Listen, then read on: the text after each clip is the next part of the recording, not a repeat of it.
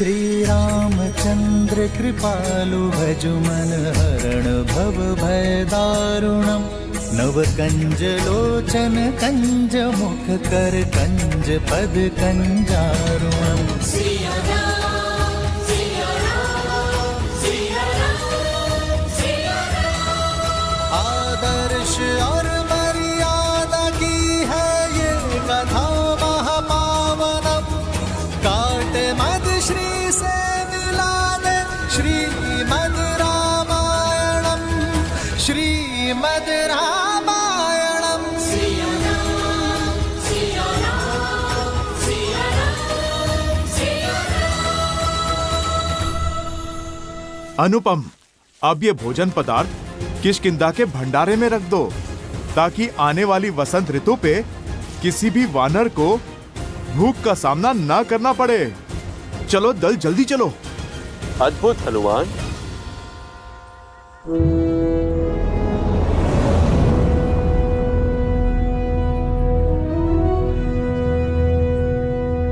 प्रणाम वानर राज सुग्रीव।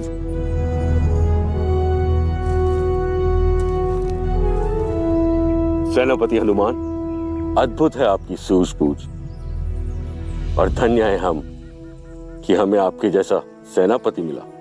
आपकी सूझबूझ के कारण हमें नया जीवन दान मिला। बीते वर्षों में जब जब भारी वर्षा हुई है तब तब राज्य में अन्न का अकाल पड़ा है, किंतु अब ऐसा नहीं होगा।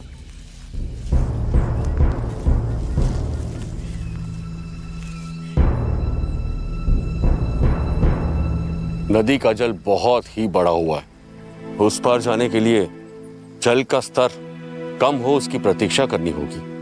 महाराज सुग्रीव, जो निराशावादी होते हैं वो परिस्थिति अनुकूल होने की प्रतीक्षा करते हैं। जो कर्म पे विश्वास करते हैं वो परिस्थितियों को अनुकूल कर लेते हैं। नल, नील,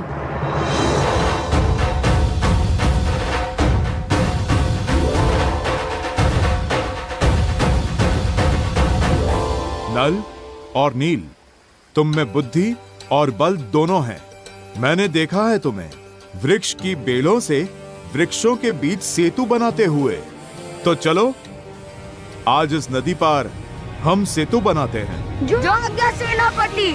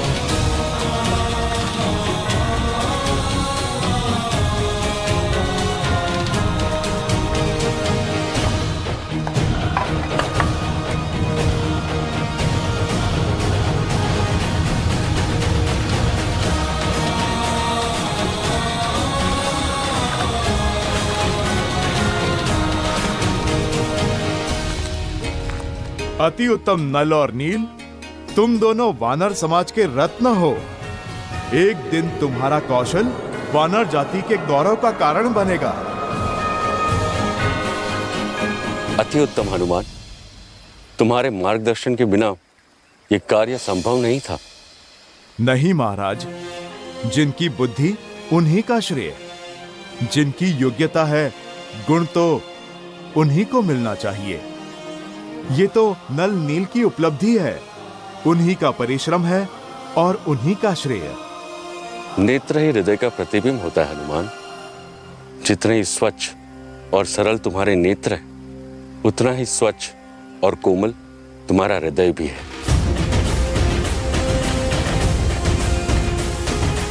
आपको सच में हमारा बनाया सेतु अच्छा लगा सेनापति? अवश्य, इसमें एक बड़ी अच्छाई भी है और एक कमी भी। जानते हैं कमी तो होगी, पहले प्रशंसा वाली बात बताइए ना। इससे अच्छा सेतु बनाना असंभव है।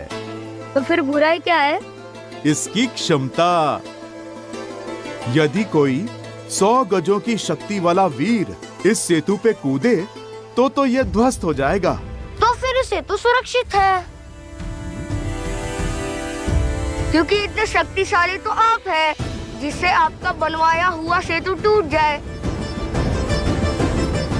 अब शीघ्रता करो वीर, कुमार अंगद के अभिषेक की तैयारी भी तो करनी है। आप चिंता क्यों कर रहे हैं महाराज? जो तैयारियां हमने की हैं, आप चलकर तनिक उन्हें देख तो लें। मैं भूल क्यों जाता हूँ कि मेरे साथ हनुमान जी हैं। चलिए।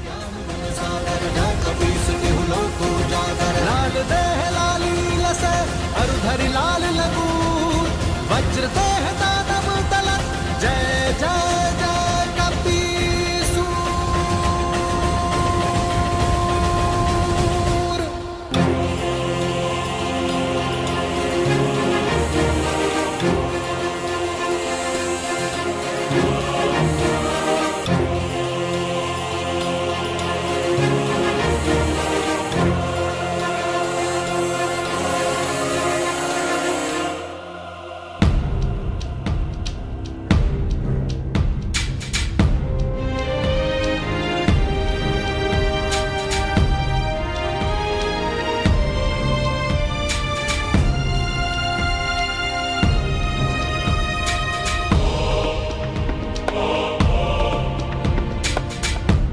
हनुमान, तुमने तो किष्किंधा को स्वर्ग जैसा सजा दिया।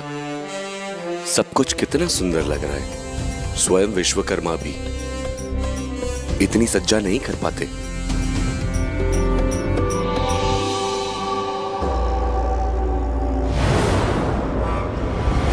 ऐ दोस्त, कहां बड़े चले जा रहे हो?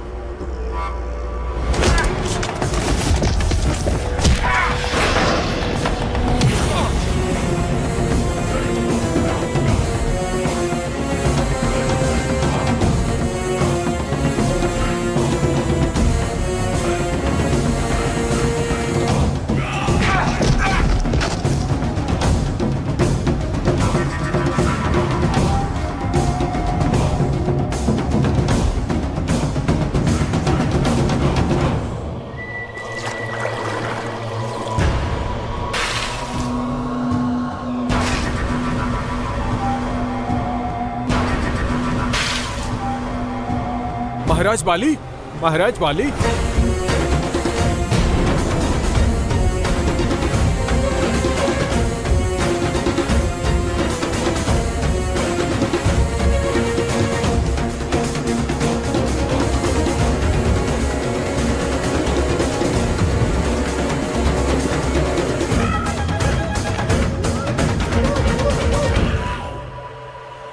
सुग्रीव!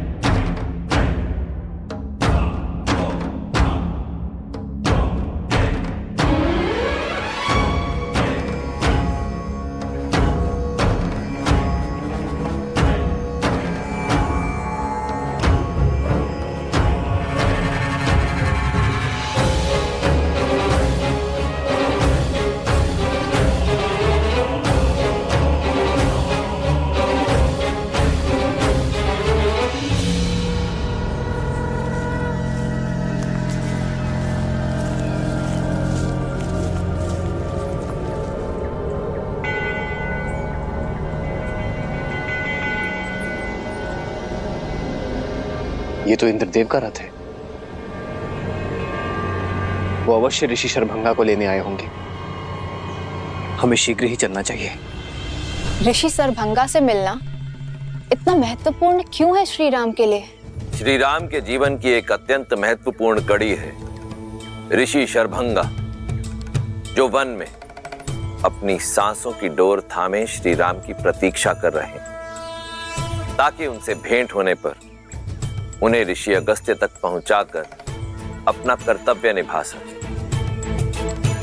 अद्भुत है ऋषि शरभंगा की कर्तव्य परायणता, जहां वो अपना कर्तव्य निभाने के लिए स्वयं देवराज इंद्र के स्वर्ग आने की मनुहार को भी कई बार ठुकरा चुके हैं।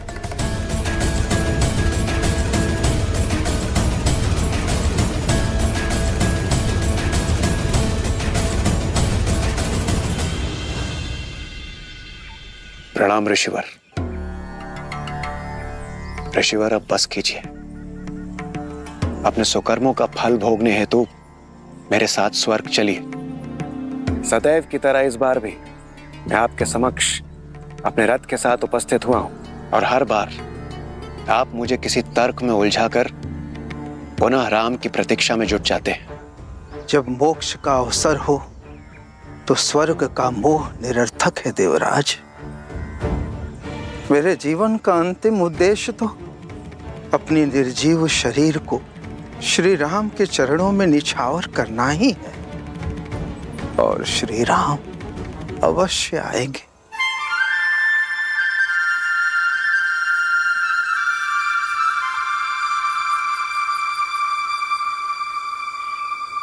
उचित है ऋषिवर, किंतु इस बार मैं रिक्त हाथों से नहीं जाऊंगा। आपको मेरे साथ स्वर्ग चलना ही होगा।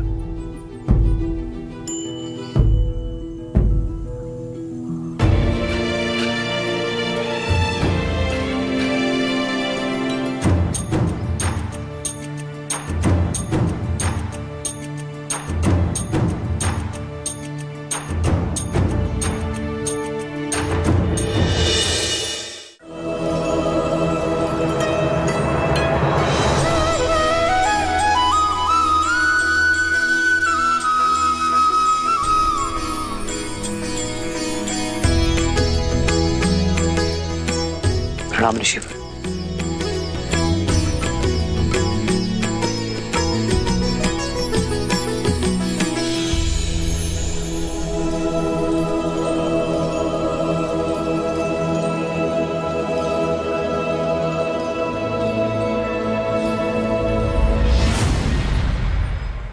बैठिए ऋषिवर, बैठिए। राम, आप आ गए। आपने मेरी पुकार सुन ली। सहस्त्रों वर्ष से आपकी प्रतीक्षा में मर मर के जी रहा हूं। आपके दर्शन की अभिलाषा अपने श्वासों को रोके बैठा हूं, ताकि अपना कर्तव्य निभा सकूं, आपको मार्ग दिखा सकूं।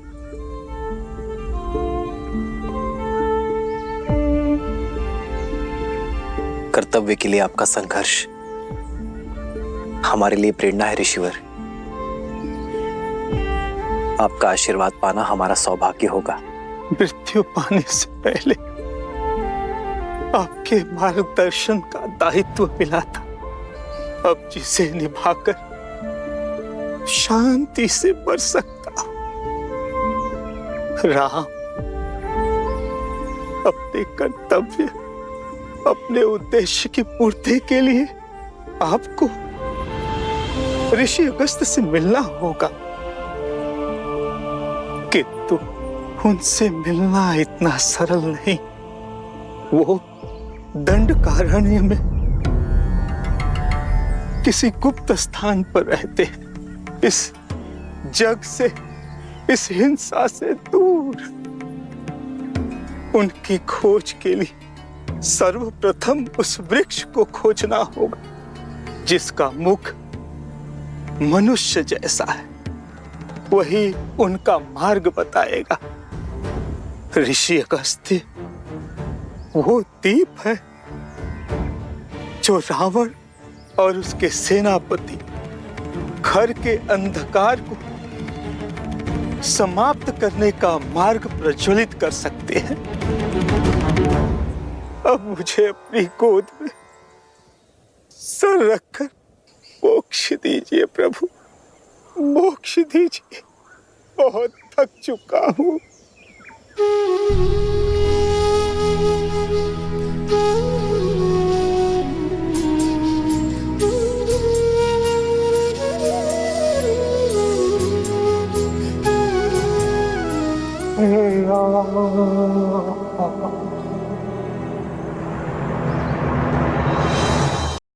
ऋषि शरभंगा का ज्ञान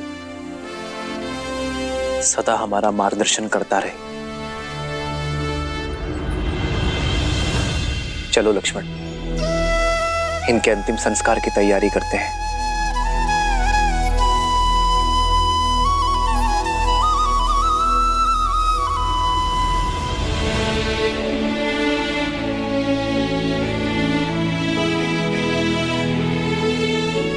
श्री राम, मेरा एक निवेदन स्वीकार करें। मेरे इस रथ को अपने साथ ले जाइए। इस मायावी वन में यह आपका सहायक बनेगा। प्रस्ताव के लिए धन्यवाद देवराज। आप हमारे पिताश्री के मित्र हैं और एक मित्र होने का कर्तव्य निभा रहे हैं, पर मुझे आपके दिव्य रथ की आवश्यकता नहीं है। मैं तो स्वयं कर्तव्य रथ पर सवार हूं, और फिर इस वन की माया की काट कोई शस्त्र, अस्त्र या फिर रथ नहीं, सत्य और सतर्कता है। मैं और लक्ष्मण अपना उद्देश्य अपने बल पर पूर्ण करेंगे। मेरा धर्म मुझे उचित मार्ग छोड़ सरल मार्ग चुनने की अनुमति नहीं देता, फिर चाहे वो कितना भी कठिन क्यों ना हो। मैं वही मार्ग चुनूंगा जो मार्ग नियति ने मेरे लिए चुना है। जैसे आपकी इच्छा श्री राम, किंतु जब भी आवश्यकता होगी और जब भी आप स्मरण करेंगे, मेरा ये रथ सारथी के साथ आपके सम्मुख प्रत्यक्ष होगा। आशा करता हूं सेवा का एक अवसर आप मुझे अवश्य देंगे।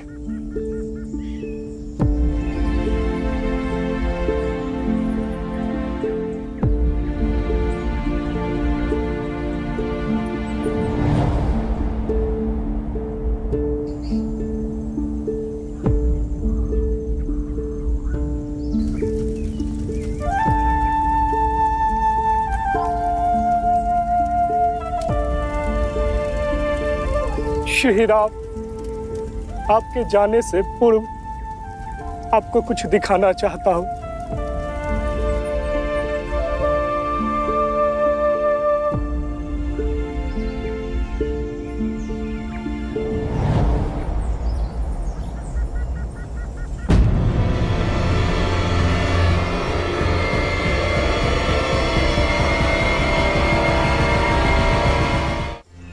ये वायु के साथ उड़ती भस्म किसकी?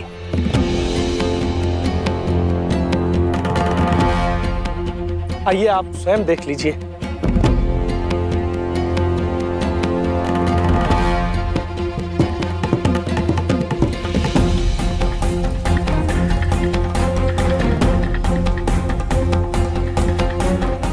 ये उन निर्दोषों की अस्थि भस्म है जो राक्षसों की भूख का शिकार हुए हैं। जब से पहले व्यक्ति को जलाया है, तब से ये अग्नि बुझी ही नहीं है। सदा कोई न कोई नया पीड़ित इसमें भस्म हो जाता है, और अब तो ये भस्म का ढेर इतना विशाल हो गया है, ये कदाचित कभी बुझेगा ही नहीं।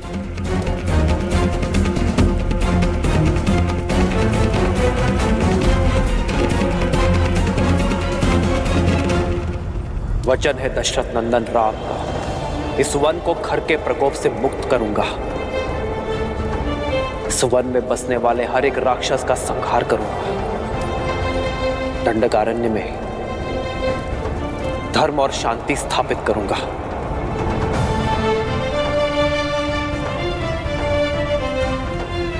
मैं सौगंध लेता हूं, मुझ पर विश्वास करने वाले हर एक जीव की रक्षा करूंगा।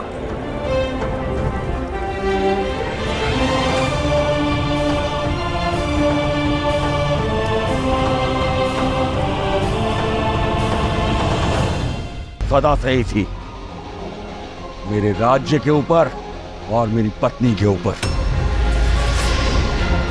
आप अपने दृष्टिकोण का दोष किसी की दृष्टि को मत दीजिए वानर राज। महाराज सुग्रीव के पास आपका विश्वास तोड़ने का कोई कारण नहीं है। ईर्ष्या से बड़ा ना कोई कारण होता है और ना ही कारक।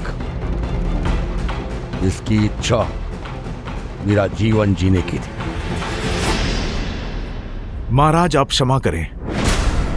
सारी वानर जाति जानती है महाराज सुग्रीव से अधिक विश्वसनीय ना कोई भाई है और ना ही कोई मित्र। तुम्हारे इस विश्वसनीय मित्र ने मेरे विश्वास की हत्या की है। मेरी पत्नी, मेरा पुत्र, मेरा राज्य सब चुरा लिया है उसने। ये सत्य नहीं है। बोल दो दुष्टा। सुग्रीव ने जो कुछ भी किया उसका मोल तुम हो। तुम मेरे मृत्यु की प्रतीक्षा में थी ना कि तुम दोनों एक हो सको, वाह कर सको। प्रेम तो कभी तुमने मुझसे किए ही नहीं। नहीं वानर श्रेष्ठ,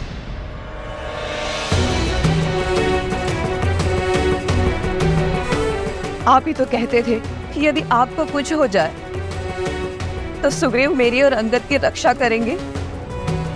आप तो वानर राज होने के कर्तव्य निभाने में सज्ज थे। आप अपनी प्रजा की सुरक्षा के लिए युद्ध लड़ने में व्यस्त थे। हाँ, लगा रहा मैं युद्धों में, क्योंकि मुझ पर वानर राज होने का दायित्व था। इस विश्वासघाती जैसा जीवन नहीं जीना चाहता था मैं।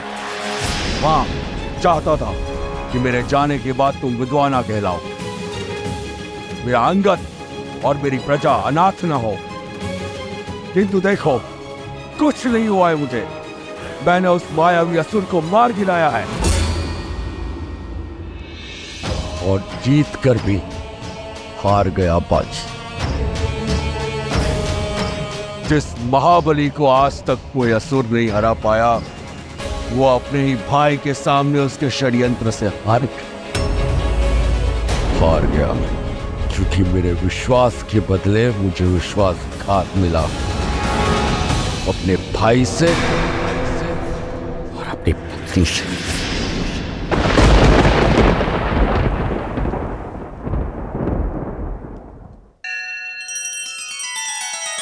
श्री रामचंद्र कृपालु भजुमन हरण भव भय दारुणम नव कंज लोचन कंज मुख कर कंज पद कंजारुणम। सिया राम, सिया राम, सिया राम, सिया राम। आदर्श और मर्यादा की है ये कथा महापावनम। काट मद श्री से मिला दे श्रीमद् रामायणम, श्रीमद् रामायणम। सिया राम, सिया राम, सिया राम, सिया राम। महाराज बाली, आपको क्रोध शोभा नहीं देता। आपके बल के आगे सारा संसार नतमस्तक है। आप तो महान योद्धा हैं। अपने बल को सत्यापित करने के लिए मुझे तुम्हारे समर्थन की आवश्यकता नहीं हनुमान। यदि यहाँ किसी को मेरी शक्ति पर संदेह है तो आ जाए युद्ध भूमि में। महाराज बाली, मार्ग तो संवाद से भी खोजा जा सकता है। तुच्छ वानर, ये मेरे परिवार का निजी प्रकरण है, तुम बीच में मत बोलो।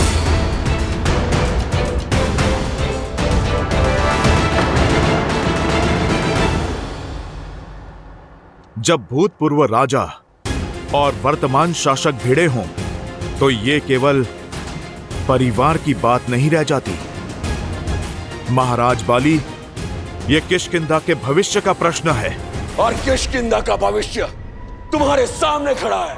मैं बाली साक्षात किष्किंधा हूं। ये सब मैंने बनाया है। महाराज बाली, माना कि आप एक महान राजा हैं, एक पिता तुल्य भाई हैं। माना कि किष्किंधा का आज आपके बीते हुए कल की देन है, किंतु वो बाली अब नहीं रहे। वानर जाति के कर्ता धर्ता अब नहीं रहे, क्योंकि बाली एक सोच थी जो वानर जाति के भविष्य के लिए प्रयास करती थी। आज जो समक्ष है वो केवल शरीर का एक ढांचा है जिसमें विष के सिवाय और कुछ भी नहीं। मुझे चुनौती देता है तू? महाराज, मैं तो केवल आपको सत्य से अवगत करा रहा था। मेरा ध्येय किसी का समर्थन करना नहीं है, क्योंकि जब भ्रम का बादल हटेगा तो आपको सत्य का बोध हो जाएगा। समझिए वीर, वानरों का बल और उत्साह तो असीमित है और उद्देश्य भी, और आप में एक महान नायक बनने के सारे गुण हैं। आपके नेतृत्व में कोई भी राक्षस किष्किंधा की ओर आंख तक नहीं उठा पाएगा। किसी राक्षस में इतना साहस नहीं। मैं यहाँ का स्वामी हूं जो विद्रोह में उठी हर ध्वनि को शांत कर दूंगा। यदि इस मूर्ख को सिंहासन की लालसा है तो सिद्ध करे वो अपनी श्रेष्ठता, उठाए अस्त्र और करे मुझे युद्ध में परास्त। यदि इसकी दृष्टि मेरी पत्नी पर है तो करे प्रहार और ले जाए उसे। यही तो वानर नियम है। जय महावीर हनुमान। नहीं हनुमान, बीच में मत आओ। भैया का क्रोध उचित है, उन्हें करने दीजिए जो उन्हें करना है। कोई बीच में नहीं आएगा। मान ली पर आ जाए। कायर, लड़ो।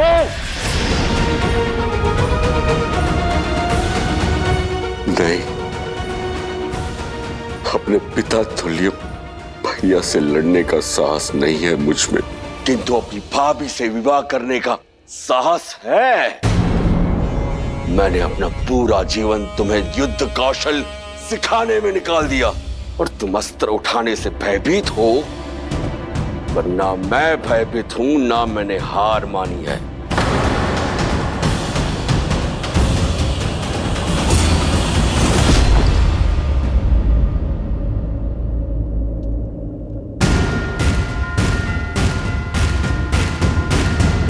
जय महावीर हनुमान। जय जय पवन पुत्र हनुमान। बजरंग बली हनुमान। जय जय महाबली हनुमान। हनुमान,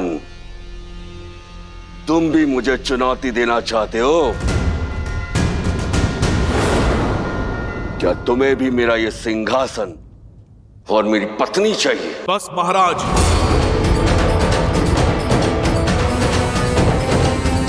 आप अपनी सीमा मत लांघिए। ब्रह्मचारी हूं मैं। मुझे ना आपकी पत्नी की चाह है और ना इस सिंहासन की।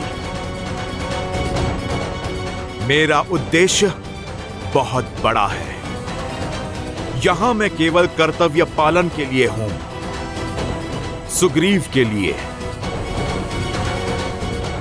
वानर जाति के लिए। महाराज, मैं आपको केवल तर्क से धर्म के पाठ से परिचित करवाना चाहता हूं। आपके नए स्वरूप का आभास करवाना चाहता हूं।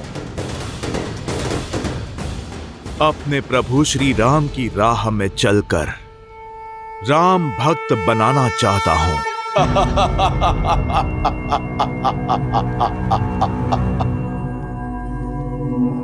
कौन राम? मैं किसी राम को नहीं जानता, और जब मैं किसी को जानता ही नहीं तो मान कैसे लूं? मुझे केवल इस विश्वासघाती से प्रतिशोध लेना है। हट जाओ हनुमान, चारों से आप लोग। मुझे सिंहासन नहीं, मृत्यु चाहिए। अब मेरी मृत्यु ही मुझे निर्दोष सिद्ध करेगी।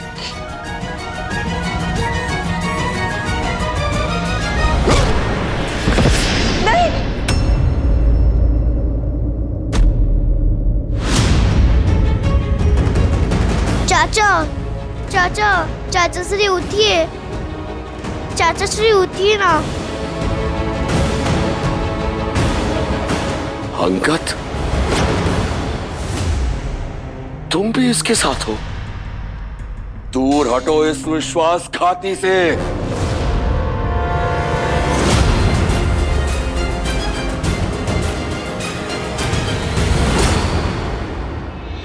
पिताश्री, चाचा श्री को मत मारिए। छोड़ मेरा पैर, मूर्ख। नहीं पिताश्री, चाचा श्री के प्राण हरने से पहले आपको अपने पुत्र का वध करना होगा। हनुमान, बाली सुग्रीव को मार देंगे। एक भाई दूसरे भाई के प्राण ले ले, इससे पहले रोक लीजिए अनर्थ। तारा,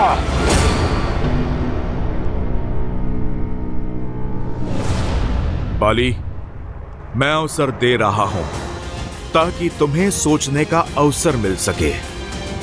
जब तुम्हारा क्रोध शांत हो जाए तो प्रतिशोध और परिणाम दोनों के बारे में सोचना। अपने अभिमान की अग्नि में वानर जाति का उज्जवल भविष्य बनने के अवसर की आहुति मत देना।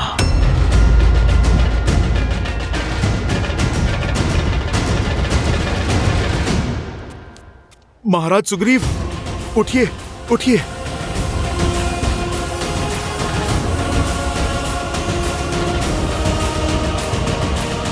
जाने दे रहा हूं तुम दोनों को, क्योंकि मैं अपने अंगद के सामने तुम्हारे प्राण नहीं हरना चाहता, परंतु प्राण दान नहीं दिया है मैंने।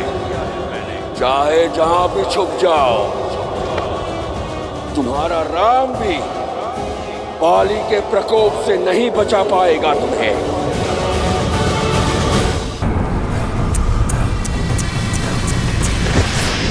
इस कीट को क्यों तरसा रहे हो रक्षक? राक्षस वीर खर की जय हो, सेनापति दूषण की जय हो।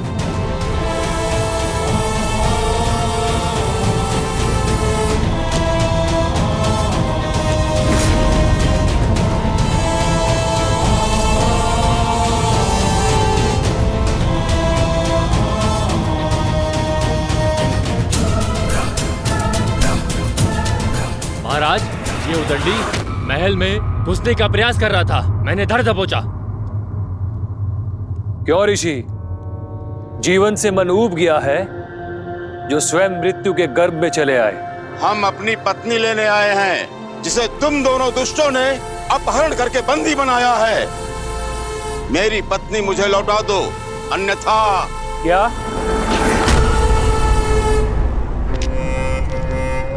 फिर से कहना। आनंद आ गया, पहली बार किसी से चेतावनी मिली है, कानों में अमृत सा घुल गया। हे ऋषि, एक बार फिर से चेतावनी देना। वैसे तुम किस स्त्री की बात कर रहे हो?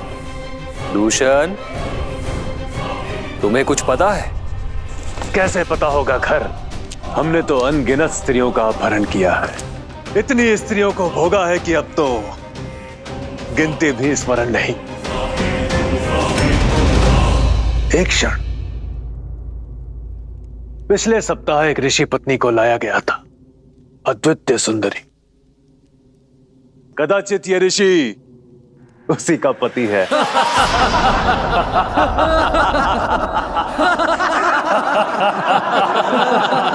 निर्लज्ज, पापी, श्राप है मेरा।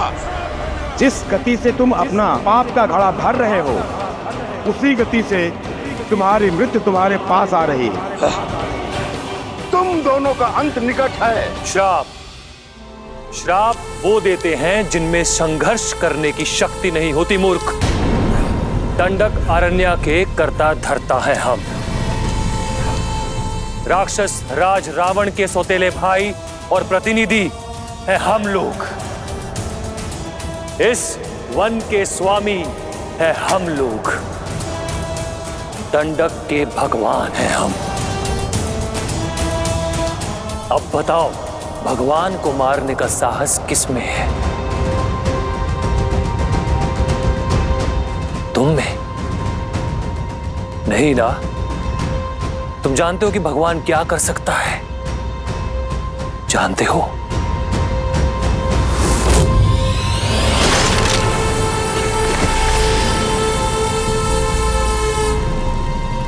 चेतावनी देता तो जीवित रहता। इसे हर दिन बुलाकर इसकी चेतावनी सुनते, आनंद आता, मनोरंजन होता। श्राप देकर सारा आनंद भंग कर दिया। ये शव हटाओ।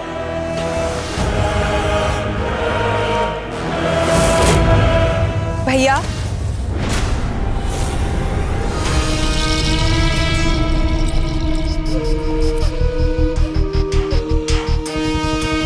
सूर्पनखा,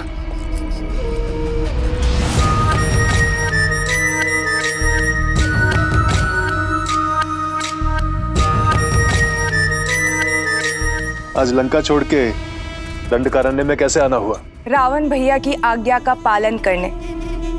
उन्होंने आप दोनों के साथ रहने की आज्ञा दी है और अपना मन चाहा वर ढूंढने की अनुमति देकर भेजा है। भैया, आप दोनों मेरी सहायता करेंगे ना? निसंदेह लंकेश की आज्ञा का पालन अवश्य होगा, क्योंकि हमारी नीति के अनुसार इस वन में पग धरने वाली प्रत्येक स्त्री हमारी संपत्ति होती है और सभी पुरुष मेरे खिलौने।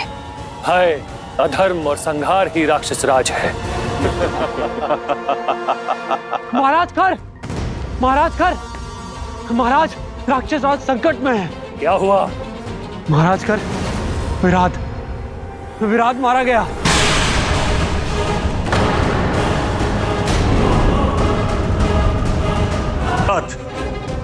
महाकाय महाबली, जिसे किसी भी शस्त्र से मारा नहीं जा सकता, वो कैसे मारा गया? किसने किया यह दुस्साहस? देवता, नाग, गंधर्व या त्रिदेव? बोलो, किसने मारा विराट को? एक साधारण वनवासी मानव और उसके भाई ने महाराज। असंभव। किसी भी मानव में इतना बल नहीं कि वो विराट का अंत कर सके। असंभव को संभव होते हुए देखा है मैंने, इसलिए दौड़कर आपको सूचना देने चला आया। स्वयं उनके युद्ध कौशल का साक्षी हूं महाराज। वनवासियों के भेष में वो कोई क्षत्रिय है।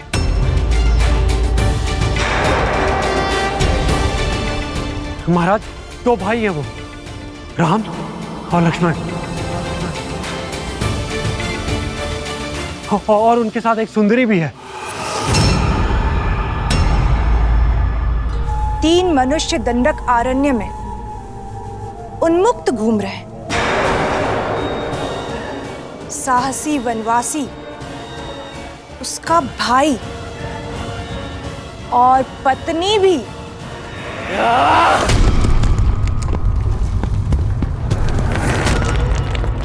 चीर दूंगा उन्हें। दंडक अरण्य के राक्षस राज को चुनौती देकर कोई जीवित नहीं रह सकता। एक क्षण खर भैया, उस स्त्री का विवरण दो। कैसी दिखती है वो? अनुपम सौंदर्य है उस स्त्री का।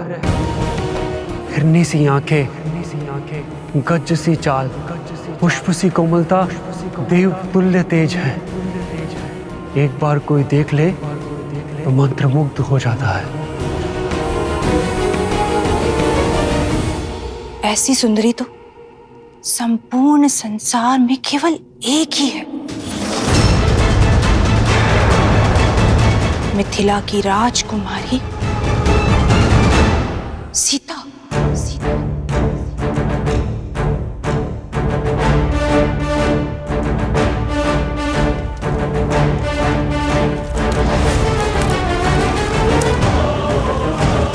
भैया सावधान।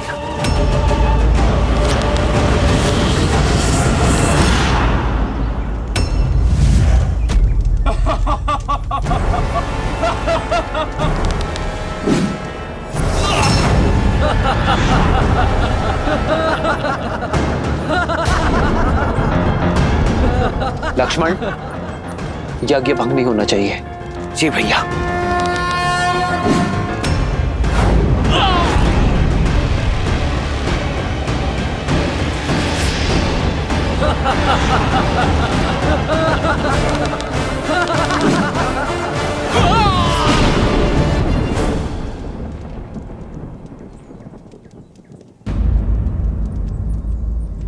लक्ष्मण, तुम सावधान रहना, मैं अभी आया।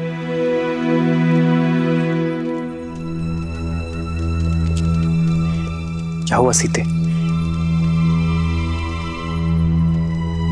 कुछ नहीं आ रहा।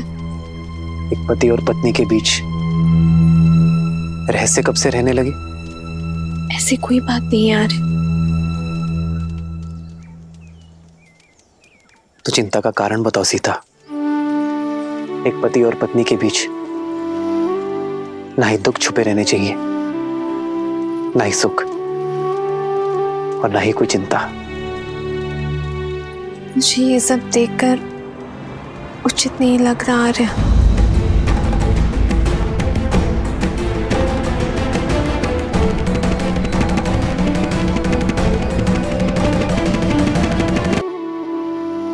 ना ही दुख छुपे रहने चाहिए, ना ही सुख, और ना ही कोई चिंता। मुझे ये सब देखकर उचित नहीं लग रहा है। और हिंसा तो सबसे बड़ा धर्म है ना, फिर धर्म के पथ पर चलने वाले हिंसा का पालन कैसे कर सकते हैं? अरे उचित कहा तुमने सीते। अहिंसा से बड़ा कोई धर्म नहीं है, किंतु कई बार शांति पाने के लिए युद्ध करना आवश्यक हो जाता है सीते। और हिंसा तो हम हर क्षण करते हैं। हम जब श्वास लेते हैं तो न जाने कितने सूक्ष्म जीव मारे जाते हैं। हम जब धरा पर चलते हैं तो न जाने कितनी वनस्पति, कितने कीट कुचले जाते हैं। श्वास लेना एक व्यवस्था है सीता, और व्यवस्था को स्थापित करने के लिए की गई कठोरता हिंसा नहीं होती। किसी निर्दोष पक्षी के प्राण लेना हिंसा है, किंतु किसी निर्भक्षी का संहार करना, उसका अंत करना धर्म की स्थापना है। हम उनका नाश कर रहे हैं जो संसार में अव्यवस्था फैलाना चाहते हैं। आपका कथन उचित है आर्य, किंतु फिर भी इतने सारे प्राणों की बलि देखकर मन अशांत होता है आर्य। जानता हूं सीता, ये सरल नहीं है, किंतु आवश्यक है। इन राक्षसों का नाश ही संसार का उद्धार करेगा, जग में शांति स्थापित करेगा, और निर्बलों की सुरक्षा के लिए शस्त्र उठाना होगा। किंतु हमें अपने कर्मों का फल भी तो भोगना होगा ना? अवश्य भोगना होगा। हमारे जीवन में अनेक कठिनाइयां आएंगी, किंतु यह यात्रा बलिदान की यात्रा है। अपने परिवार के लिए एक व्यक्ति का बलिदान देने में कोई बुराई नहीं है। वैसे ही गांव के लिए परिवार का बलिदान, राष्ट्र के लिए गांव का बलिदान, संसार के लिए राष्ट्र का बलिदान, और धर्म के लिए संसार का बलिदान। तो बताओ सीता, तुम मेरा साथ दोगी?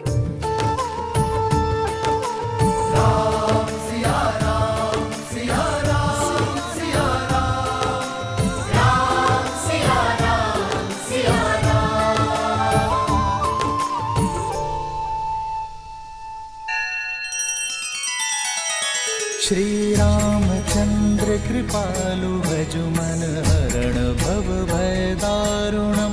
नव कंज लोचन कंज मुख कर कंज पद कंजारुणम। सिया राम सिया राम सिया राम सिया राम। आदर्श और मर्यादा की है ये कथा महापावनम।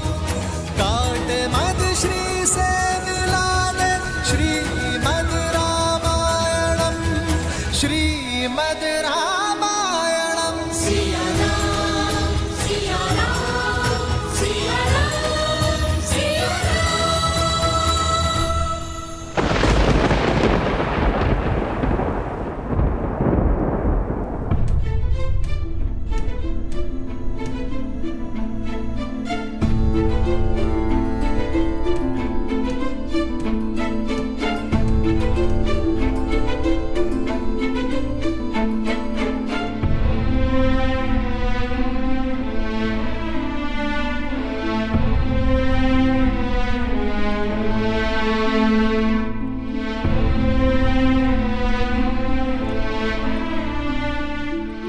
मुझे भान है कि तुमने बाली को प्राणदान क्यों दिया है हनुमान। वानरों की नियति से अनभिज्ञ नहीं हूं मैं। जामवंत जी, बाली कभी बुरा नहीं था, पर क्रोध ने उसकी बुद्धि भ्रष्ट कर दी। सुग्रीव बाली विवाद में मैं वानरों की शक्ति की हार स्वीकार नहीं कर सकता था, इसलिए मुझे हस्तक्षेप करना पड़ा। मुझे आशा है कि बाली अपना अभिमान त्याग महाराज सुग्रीव को अपना ले, तो वानरों की सफलता का उदय हो जाए। पर तुम्हारी आशा टूटती दिखती है मुझे। बाली हमारा साथ कभी नहीं देगा। भ्रम के मेघों से यदि अपमान का चक्रवात मिल जाए तो विनाश कोई नहीं रोक सकता हनुमान। बाली का अभिमान ही उसके अंत का कारण बनेगा। भैया, बाली भैया,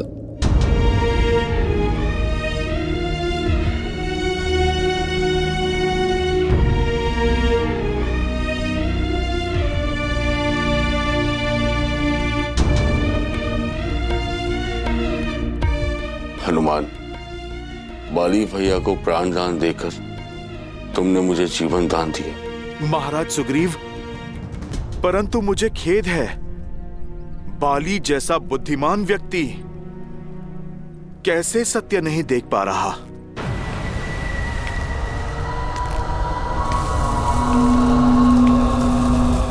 बाली आ रहा है सुग्रीव, और वो तुमसे अपना प्रतिशोध लेगा। भैया, बाली भैया, उस ओर।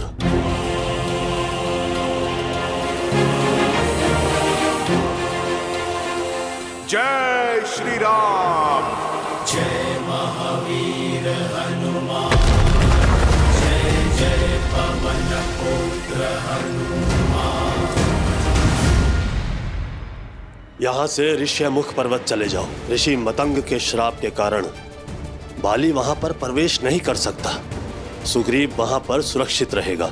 चलिए महाराज।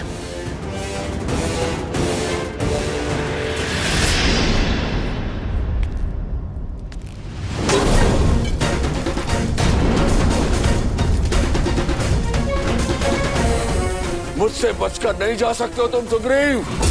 मैं तुम्हें पाताल से भी खोज लूंगा। ऋषिमुख पर्वत पर पहुंचने से ही पहले मार दूंगा मैं तुझे।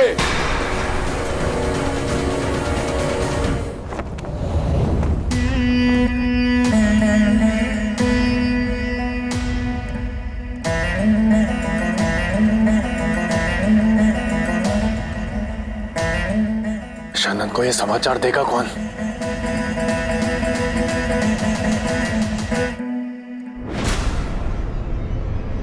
भाई की गंध मुझसे छुपती नहीं कर। और उससे भी बड़ी बात, ये गंध मुझे भाती नहीं।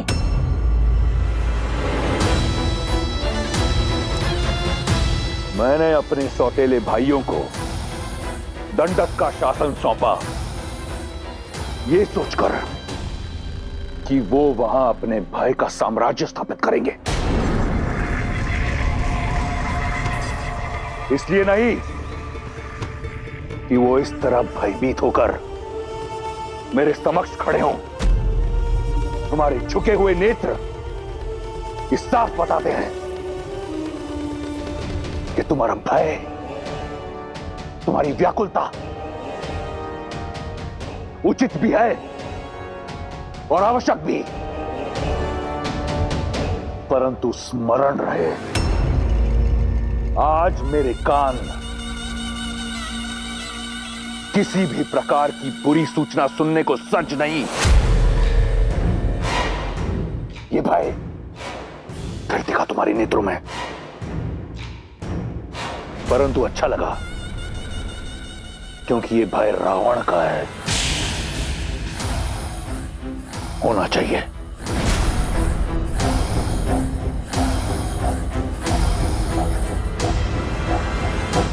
भयदान दिया तुम्हें, बोलो। भैया, लंकेश विराट मारा जा चुका है। तो विराट रावण नहीं, काल जिसके वश में हो। परंतु लंकेश, विराट का संहार एक वनवासी मनुष्य के हाथों हुआ है। किंतु वो एक साधारण व्यक्ति नहीं है। अयोध्या नरेश दशरथ के पुत्र राम और लक्ष्मण है, और उनके साथ एक सुंदरी भी है, राम की पत्नी मिथिला कुमारी सीता।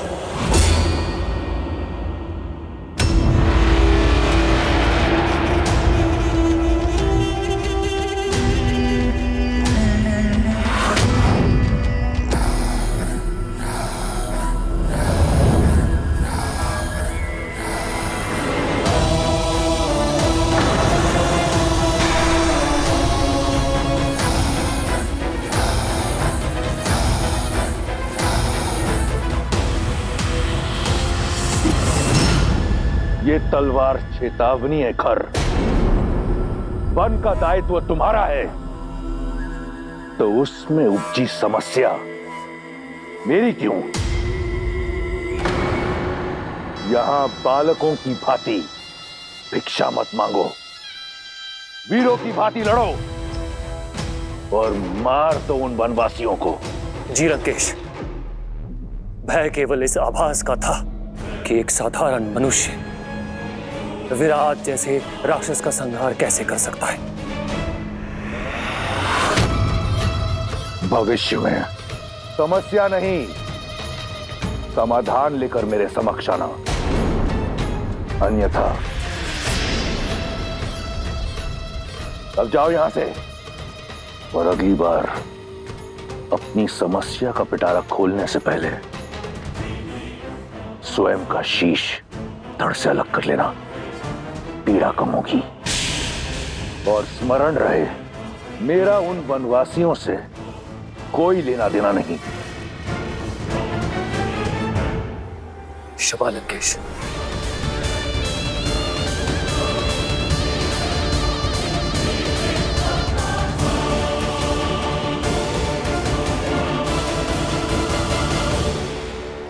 नहीं स्वामी, ऐसा मत कीजिए। क्यों ना करूं? उसने मेरे स्वाभिमान को ठेस पहुंचाई है। मुझे नीचा दिखाने के लिए उसने तुम्हें अपनी पत्नी बनाया। अब प्रतिशोध का एक ही मार्ग है,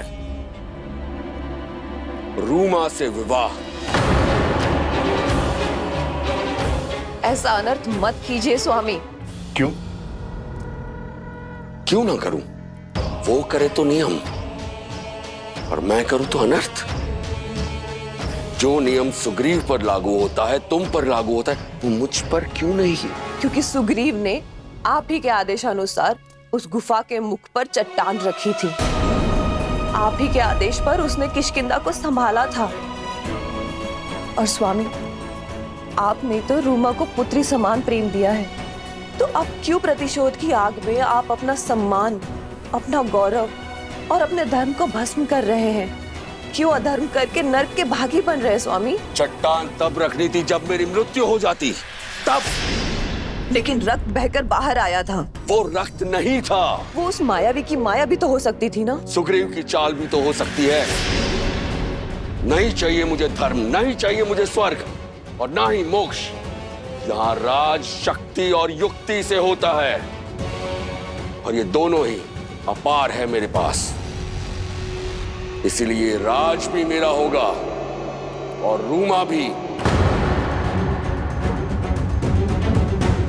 सुग्रीव को मूल्य तो चुकाना ही होगा। सैनिकों,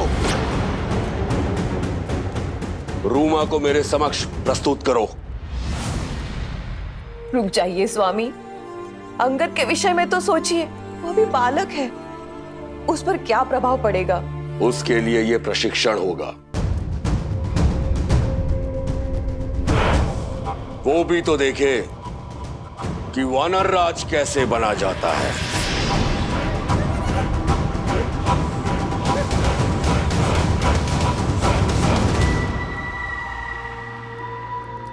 ज्येष्ठ श्री। ज्येष्ठ श्री नहीं,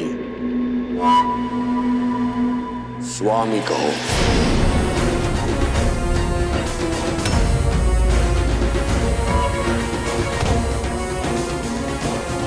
आज से तुम मेरी पत्नी हो। आज रात्रि मैं सुग्रीव का वध करके तुम पर अपना अधिकार रखूंगा।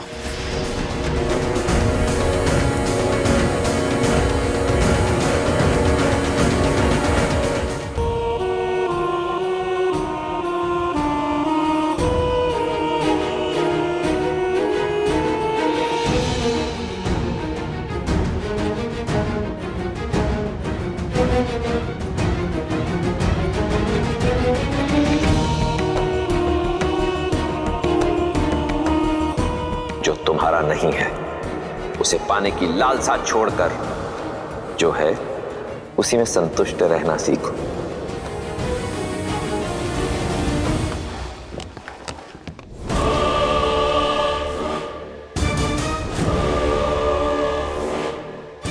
किसने किया ये दुस्साहस? किसे अपने प्राणों से प्रेम नहीं? समक्ष आओ। क्षमा करे भैया, ये दुस्साहस मैंने किया है क्योंकि मैं आपको किसी भ्रम में नहीं देख सकती। भ्रम? हाँ भैया, सीता की जिस छवि को आपने देखा था अब वो वैसी नहीं रही। अब वो महलों की राजकुमारी से एक वन की सन्यासिनी बन चुकी है। तनिक सोचिए भैया, सीता के सौंदर्य और तेज के बारे में। आपके साथ लंका की स्वामिनी के रूप में खड़े होकर वो कैसी लगेगी?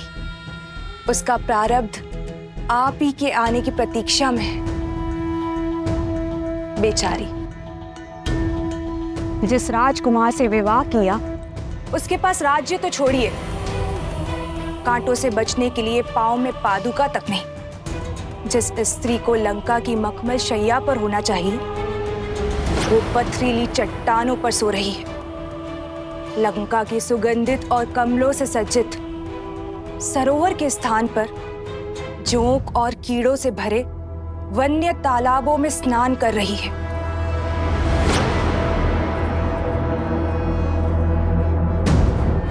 सीता लंका के लिए बनी है और लंका सीता के लिए। ये शब्दों का खेल मेरे साथ मत खेलो। मैंने तुमसे परामर्श नहीं मांगा, आदेश दिया था दंडक में निवास करने का। जाओ। भैया, मैं आपके भीतर चल रहे इस द्वंद्व को समझती हूँ। चाहे वर्षों लग जाए, उस घने विशाल दंडक वन में मैं खोजूंगी सीता को। आपके समक्ष तभी आऊंगी जब उन दोनों भाइयों के अंत का कारण बनूंगी। न राम, न लक्ष्मण और न ही कोई ऋषि साथी, कोई भी रावण की बहन के इस प्रकोप से बच नहीं पाएगा। सीता पर केवल मेरे भाई लंकेश का अधिकार होगा।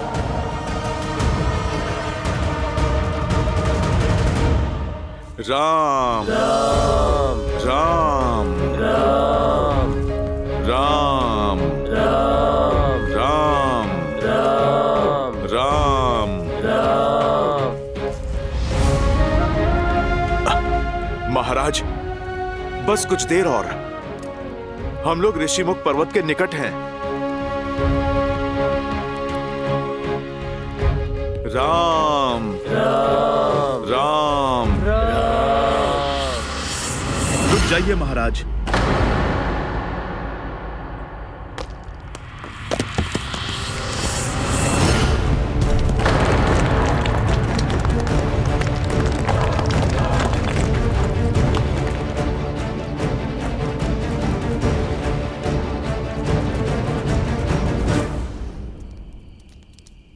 महाराज, आप चलिए।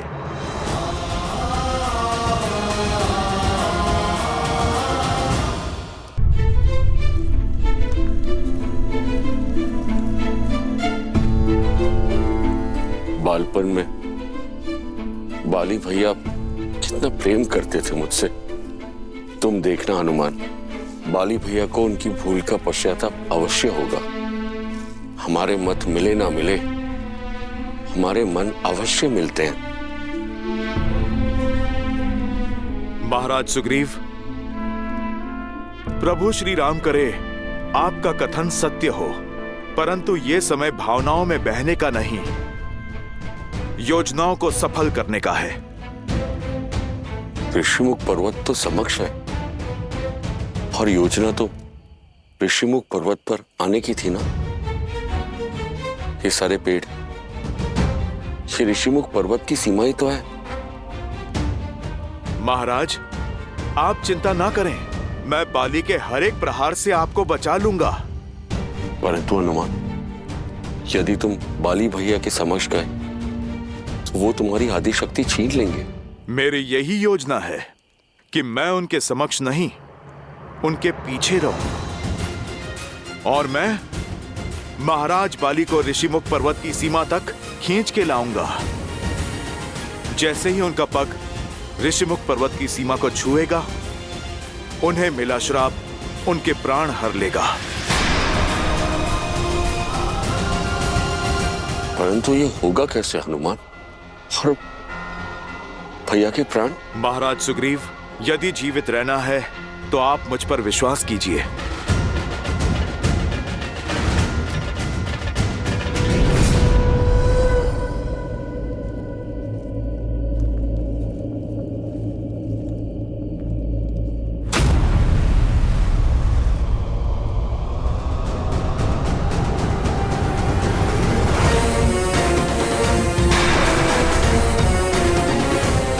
मुझे देखकर भाग रहा है कायर।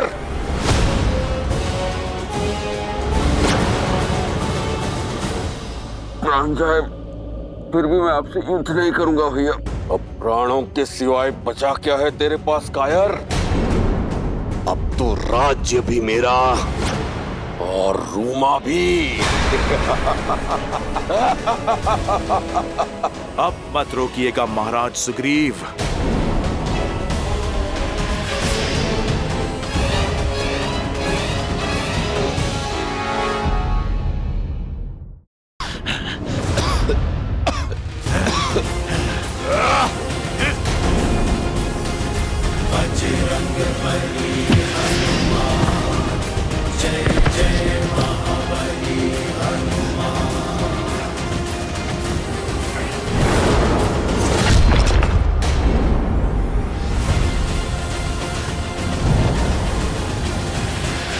महाराज सुग्रीव, बस थोड़ा और निकट ही जाना है। आप ऋषिमुख पर्वत की सीमा तक जाओ।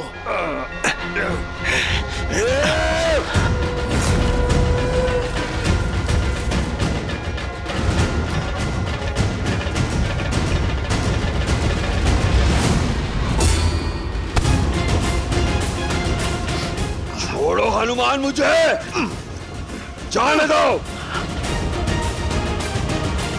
महाराज बाली, ऋषिमुख पर्वत के स्पर्श का आनंद नहीं लोगे? मैं चाहूं तो एक क्षण में आपको पर्वत के शिखर पे फेंक सकता हूं, जहां पर गिरते ही आप ऋषि मार्तंड के श्राप से भस्म हो जाओगे। मैं सुग्रीव को मारे बिना नहीं जाऊंगा यहाँ से। फिर तो हम सदा सदा के लिए इसी अवस्था में उलझे रहेंगे महाराज बाली। महाराज बाली, आप मेरी बात ठीक से समझो। एक उपाय है मेरे पास। महाराज सुग्रीव को ऋषिमुख पर्वत पर रहने दीजिए और आप किष्किंधा पर राज कीजिए। आप मुझे वचन दीजिए, जब तक वो यहाँ हैं, आप उन्हें क्षति नहीं पहुंचाएंगे, क्योंकि यहाँ आए तो सच में इस बार मैं आपको क्षमा नहीं करूंगा। नायक बनने का अवसर खोकर बहुत दुख होता है ना।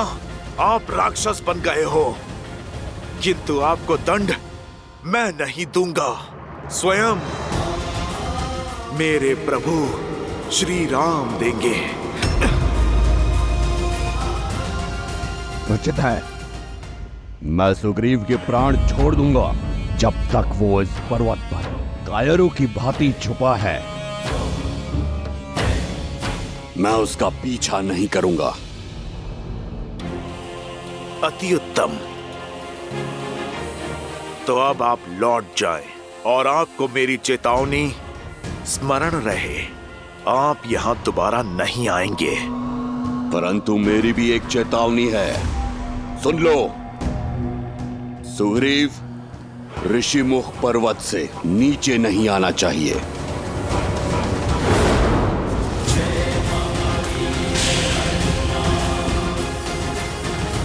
बाली, जल्द से मेरी शक्ति भी ले लो, तो भी मुझसे युद्ध करने के लिए तुम्हें सीमा को लांघना होगा।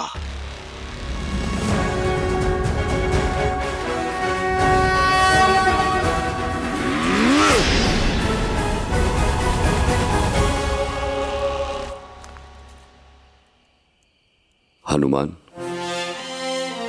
महाराज सुग्रीव, हम ऋषिमुख की सीमा में सुरक्षित आ चुके हैं, आप निश्चिंत रहिए।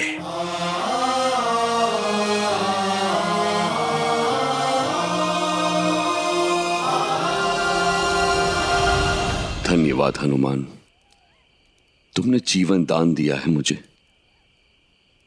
किंतु मेरा दुर्भाग्य देखो, मेरे अपने ही भाई ने मुझसे मेरी पत्नी, मेरा घर, मेरा राज्य सब छीन लिया। महाराज सुग्रीव, अधर्म का वृक्ष तेजी से पनपता है और उतने ही तेजी से काटा भी जाता है। बाली का नाश अवश्य होगा, क्योंकि धर्म के रक्षक मेरे प्रभु श्री राम आ रहे हैं। जय श्री राम। जय श्री राम। श्री रामचंद्र कृपालु भजु मन हरण भव भय दारुणम। नव कंज लोचन कंज मुख कर कंज पद कंजारुणम। सिया राम, सिया राम, सिया राम, सिया राम। आदर्श और मर्यादा की है ये कथा महापावनम। काट मद श्री से मिलाने श्रीमद् रामायणम। श्रीमद् रामायणम। सिया राम, सिया राम, सिया राम, सिया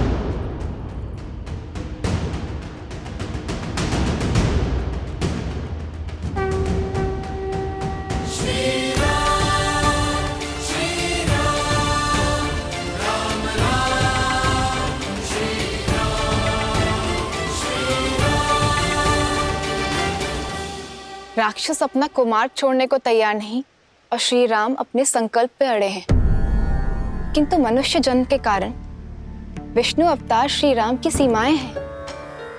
मनुष्य जन्म की भी मर्यादाएं हैं। बल और छल में वो इन राक्षसों से कैसे जीत पाएंगे? देवी, श्री राम की सीमाएं केवल मर्यादा तक सीमित है। समय और प्रयास की कोई सीमा नहीं है श्री राम के लिए, और इसी कारण इस वनवास काल में श्री राम ने सैकड़ों राक्षसों का संहार किया, कई ऋषियों और ऋषि कन्याओं का उद्धार किया। आयुष्मान बाबा, इसी तरह धर्म की रक्षा के लिए आगे बढ़ते रहो। नियति तुम्हारे साथ है। और साथ ही ज्ञान भी बटोरते चले गए, और इसी प्रकार धर्म और न्याय के पथ पर चलते हुए कई वर्ष बीत गए, परंतु इतना समय व्यतीत हो जाने के उपरांत भी श्री राम की भेंट ऋषि अगस्त्य से नहीं हुई थी। वो ऋषि अगस्त्य जिनके पास स्वयं श्री राम के प्रारब्ध की कुंजी है, इससे पूर्व की बहुत देर हो जाए, श्री राम का ऋषि अगस्त्य से मिलना अत्यावश्यक है।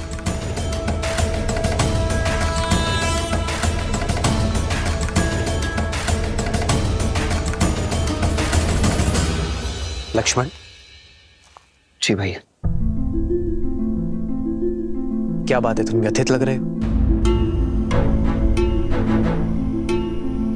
इस वन में भटकते हुए लगभग कई वर्ष बीत गए भैया, किंतु अब तक हमें वो वृक्ष नहीं मिला है जो हमें ऋषि अगस्त्य के स्थान तक ले जा सके। कभी कभी तो लगता है कि क्या सत्य में ऐसा कोई वृक्ष है भी, या ये बस एक कथा मात्र है। मधुमक्खी नहीं जानती लक्ष्मण कि जिन पुष्पों से वो रस इकट्ठा कर रही है उसका कण भी संसार में फैला रही है। हम पथिक है लक्ष्मण, और पथिक का कर्तव्य होता है बिना कर्म फल की इच्छा की अपने कर्तव्य पथ पर चलते रहना, बिना आस लगाए निरंतर प्रयास करते रहना। और फिर क्या पता, जिसे हम निरंतर खोज रहे हैं वो हमारे नेत्रों के सामने हो, बस हम उसे देख ना पा रहे हो।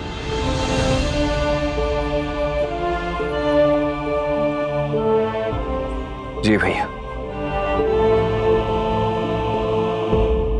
आओ सीता।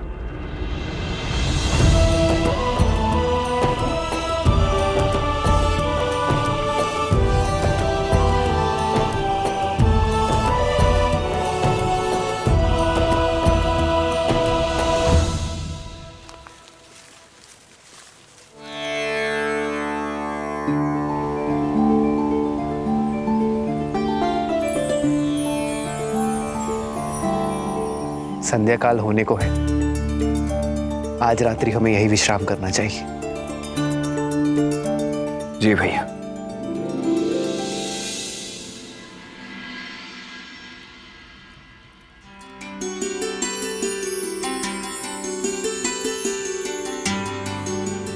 सीते, विवाह से पूर्व की रात्रि स्मरण है तुम्हें? नहीं तो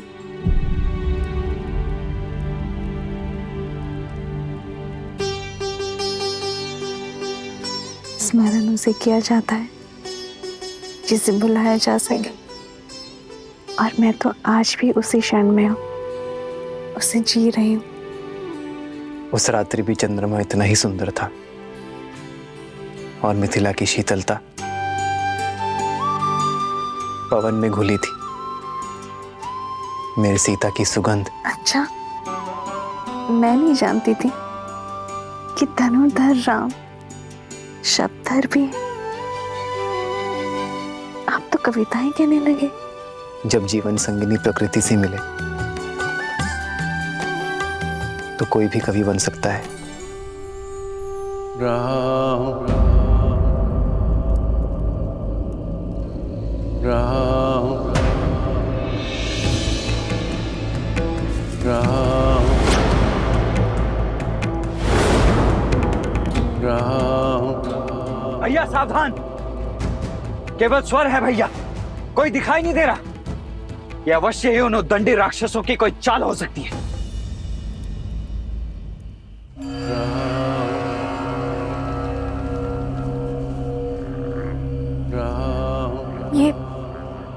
ये कैसी ध्वनि आ रही? जो भी है, शुभ तो नहीं है भाभी।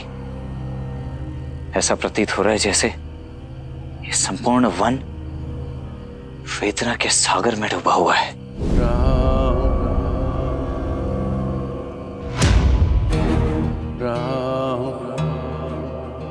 स्वर वहां से आ रही है। सावधान भैया, ये किसी असुर का छल भी हो सकता है।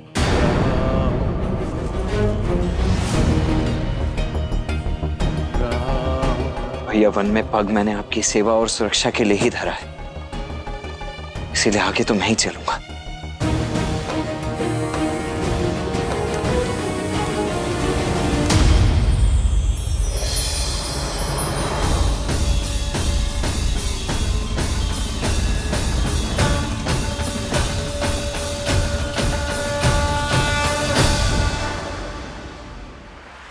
देखा भैया, मैंने कहा था ना ये एक माया जाल है। हमें यहां से चलना चाहिए भैया।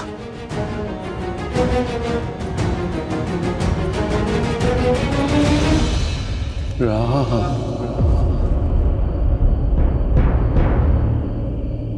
राम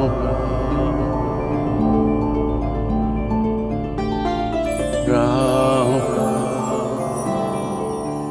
नहीं लक्ष्मण, इस वृक्ष की पुकार में छल का सार नहीं, करुणा का संसार सुन रहा हूं मैं। राम संभल कर भैया, संभल कर भैया। राम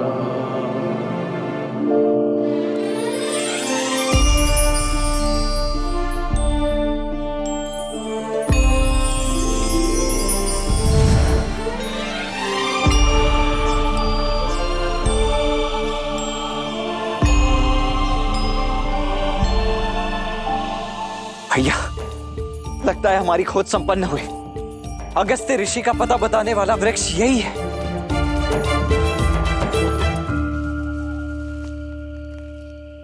राम किसी वेदना में हो मित्र?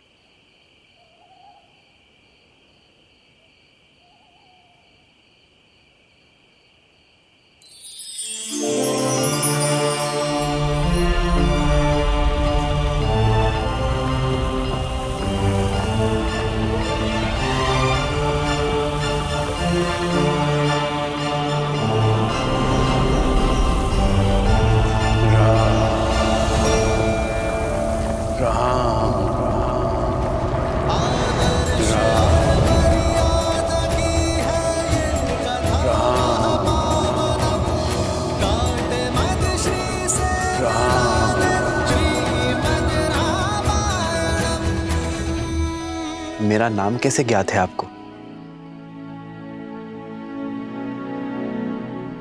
इस सुरक्षा कवच को भेद कर मुझ तक पहुंचने का सामर्थ्य केवल आपकी करुणा में है राम। सैकड़ों वर्ष बीत गए प्रतीक्षा में, आज मेरे सौभाग्य के द्वार खुल गए। प्रणाम। आपके शब्दों में ज्ञान का आधार दिख रहा है। कौन है आप? मैं सुतीक्ष्ण, ऋषि अगस्त्य का शिष्य हूं। महर्षि अगस्त्य के शिष्य?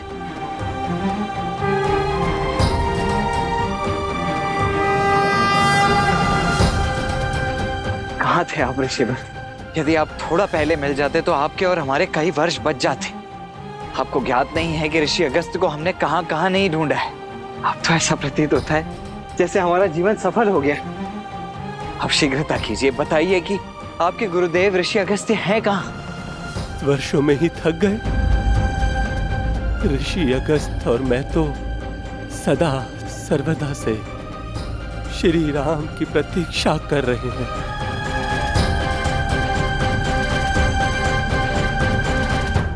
अंत किए देते हैं जी।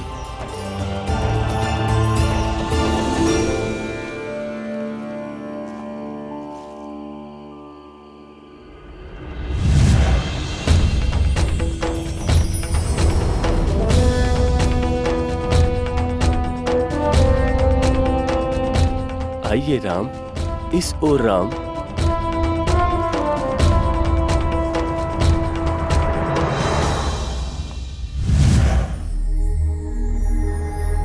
देव ऋषि के आश्रम में आपका स्वागत है।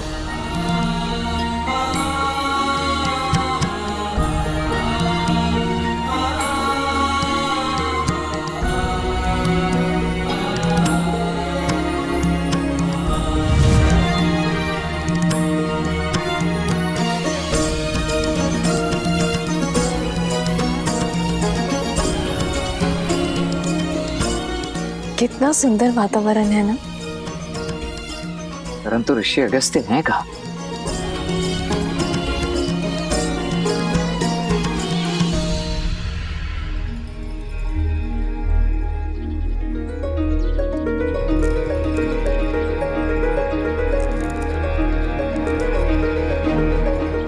सामने देखो लक्ष्मण,